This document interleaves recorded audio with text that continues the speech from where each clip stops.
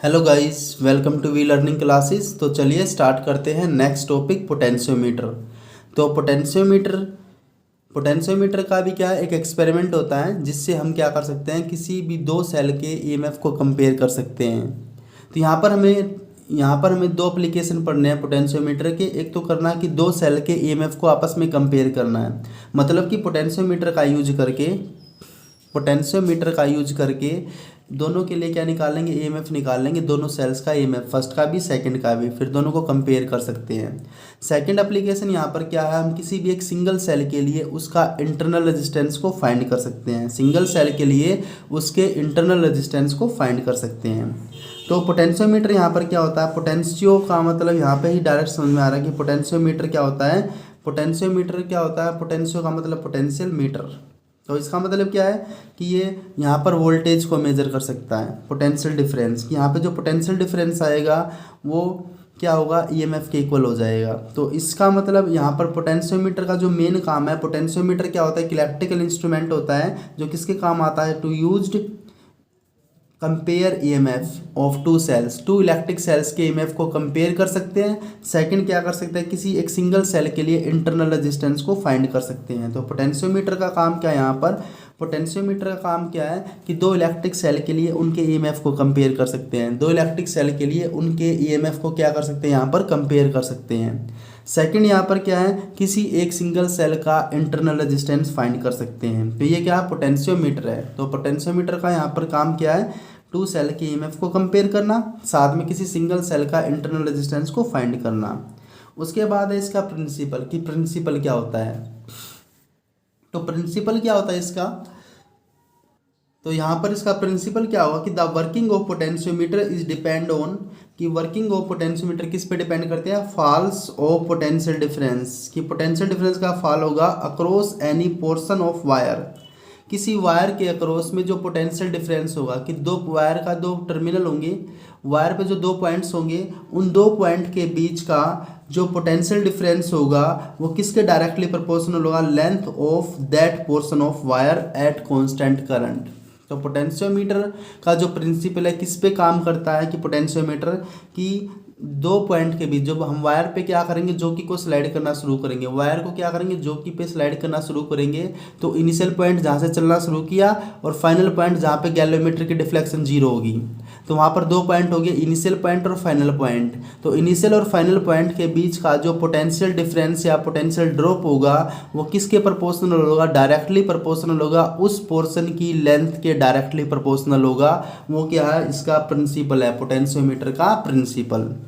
तो यहाँ पर हमें समझ में आया कि पोटेंशियोमीटर का जो प्रिंसिपल क्या है, कि जब भी हम जोकी को स्लाइड करेंगे, स्लाइड करते टाइम इनिशियल पॉइंट भी होगा और फाइनल जहाँ पे गैलोमीटर की डिफ्लेक्शन जीरो हो जाएगी, तो उन दोनों के बीच का जो पोटेंशियल डिफरेंस होगा वो किसके इक्वल होगा, उस दोनों पॉइंट के बीच की जो लेंथ है, उस पोर्शन की जो लेंथ है उसके डायरेक्टली प्रोपोर्शनल होगा, जब उसमें से अगर कांस्टेंट करंट फ्लो करे। तो यहाँ पर हम, ये क्या है, इसका प्रिंसिपल है। तो यहाँ पर हम देख सकते हैं कि जो ओम्स लॉ होता है, ओम्स लॉ क्या होता था, V is equal to I R होता है, V is equal to I R. अब हम यहाँ पे क्या करेंगे, यहाँ पे रेजिस्टेंस की वैल्यू पुट कर देते हैं, V is equal to I, resistance क्या होता है, रो एल बाई होता है, रेजिस्टेंस क्या होता है, rho L by, because R is equal to क्या होता है, रो एल अपॉन में ए होता है। अब हम यहाँ पे क्या करेंगे, तो यहाँ पर क्या आ गया, ये आ चुका हमारे पास। अगर यहाँ पर V is equal to I rho L by A, अगर यहाँ पर क्या है, रजिस्टिविटी तो वायर की कांस्टेंट होगी, यहाँ पर उसका क्रॉस सेक्शनल एरिया भी, थिकनेस भी क्या होगी इसकी, पहले से ही फिक्स होगी। अगर करंट को भी कांस्टेंट कर दे, अगर करंट को भी यहाँ पर क्या कर दे, कांस्टेंट कर दे, तो रो भी कांस्टेंट, ए भी कांस्टेंट, करंट को भी कांस्टेंट कर दे, तो यहाँ पर क्या आ जाएगा, V, यहाँ पे क्या आ जाएगा, V directly proportional to L, या इसको इतने को, ये कांस्टेंट टर्म थी, या इसको हम क्या लिख सकते हैं, यहाँ पे के लिख सकते हैं। तो इसको अगर हम के लिखते हैं तो यहाँ पे क्या आ जाएगा, V इज इक्वल टू के एल, और के एल को हम हटा के यहाँ पे प्रोपोर्शनल लगा सकते हैं, तो V डायरेक्टली प्रोपोर्शनल टू क्या आ जाएगा, एल आ जाएगा। तो ये क्या इसका प्रिंसिपल है। तो दोनों के दोनों ये क्या इसके प्रिंसिपल है, कि यहाँ पे जो पोटेंशियल डिफरेंस है वो डायरेक्टली प्रोपोर्शनल, दो पॉइंट्स के बीच का या उस पोर्शन के बीच का पोटेंशियल डिफरेंस क्या होगा, उस पोर्शन की लेंथ के क्या होगा, डायरेक्टली प्रोपोर्शनल होगा। और प्रोपोर्शनल उठा के क्या लगा सकते हैं, के लगा सकते हैं, के यहाँ पर कांस्टेंट है और के की वैल्यू यहाँ पे क्या, आई रो बाय ए, यहाँ पे ये सारे टर्म्स यहाँ पर क्या है, कांस्टेंट है। नेक्स्ट है इसकी कंस्ट्रक्शन एंड वर्किंग की, पोटेंशियोमीटर की कंस्ट्रक्शन एंड वर्किंग क्या होती है। तो इसका प्रिंसिपल तो मैंने बताया कि जो पोटेंशियल डिफरेंस होगा टू पोर्शंस के बीच में, कि एक पोर्शन ऑफ वायर के बीच में वो क्या होगा, directly proportional to length of wire होगा, length of that portion of wire. तो किसी कंस्ट्रक्शन एंड वर्किंग बतानी है तो इसमें क्या होता है कि लॉन्ग वायर होता है जो किसका बना होता है, मेड ऑफ एलॉय का बना होता है, मैंगनीन या कॉन्स्टेनन का बना होता है, उसको स्ट्रेच किया जाता है वुडन बोर्ड पे।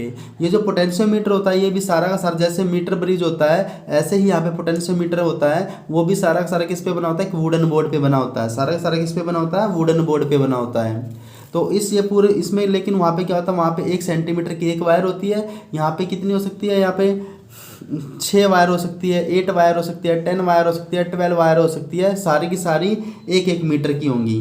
तो सारी की सारी it consist of long wire होंगी जो स्ट्रेच कर रखी होंगी वुडन बोर्ड पे, और हर एक की length each of length of 1 centimetre, और हर एक की जो लेंथ होगी वो क्या होगी, 1 सेंटीमीटर होगी।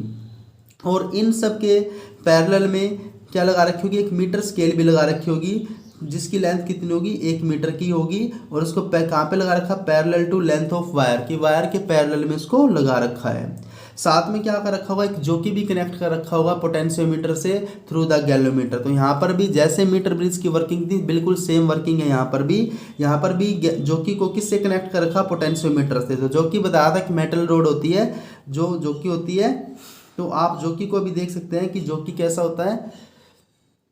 तो जोकी को किससे कनेक्ट कर रखा, पोटेंशियोमीटर से कनेक्ट कर रखा, किसके थ्रू, गैल्वेमीटर के थ्रू। तो आप यहाँ पर डायग्राम में भी देख सकते हैं कि यहाँ पर जो सारा का सारा एपरेटस है पोटेंशियोमीटर का सारा कहाँ पर बनाया गया, वुडन बोर्ड पे बनाया गया है। यहाँ पे क्या दिखाई गई है, बहुत सारी वायरिंग भी दिखाई गई है जो कि हर एक की लेंथ कितनी, यहाँ पर 1 मीटर है। तो यहाँ पर सेल भी दिखाए गए हैं जिन सेल्स की ईएमएफ को हम कंपेयर कर सकते हैं। 2 सेल्स दिखाए गए हैं, यहाँ पर एक 2 वे की भी दिखाई गई है, इसके बराबर में जो है वो 2 वे की है, जहाँ पर जिसको भी ऑन करना वहाँ से ऑन कर सकते हैं। 2 वे की का मतलब यहाँ पे 2 की है, मतलब एक दोनों सेल को ऑन कर सकते हैं और दोनों सेल को ऑफ करने के लिए। साथ में यहाँ पे एक रियोस्टेट भी है जिससे हम रेजिस्टेंस की वैल्यू चेंज करते रहेंगे। साथ में यहाँ पे एक बैटरी भी अलग से जो सर्किट को क्या करेगी, यहाँ पर चलाएगी।